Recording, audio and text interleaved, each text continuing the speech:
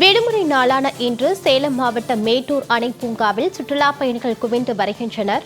பல்வேறு மாவட்டங்களைச் சேர்ந்த சுற்றுலா பயணிகள் மேட்டூர் அணை பூங்காவிற்கு வருகை தருகின்றனர். காவிரி ஆற்றில் குளித்து மகிழ்ந்து வருகின்றனர். கூடுதல் விவரங்களோடு செய்தியாளர் ராஜா இணைகிறார். வணக்கம் ராஜா, கூடுதல் விவரங்களை வழங்கலாம். தமிழ் புத்தாண்டு மற்றும் தொடர் விடுமுறையின் காரணமாக மேட்டூர் அணை பூங்காவில் ஏராளமான சுற்றுலா பயணிகள் குவிந்தனர்.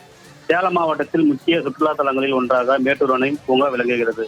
இந்த நிலையில் இன்று தமிழ் புத்தாண்டு மற்றும் தொடர் விடுமுறை என்பதால் சேலம், ஈரோடு, தருமபுரி, நாமக்கல் ஆகிய மாவட்டங்களிலிருந்து சுற்றுலா பயணிகள் ஏராளமானோர் மேட்டூர் பூங்காவிற்கு வருகை தந்தனர். மேட்டூர் அணை பூங்காவில் சுற்றுலா பயணிகள் கூட்டம் அலைமோதியது.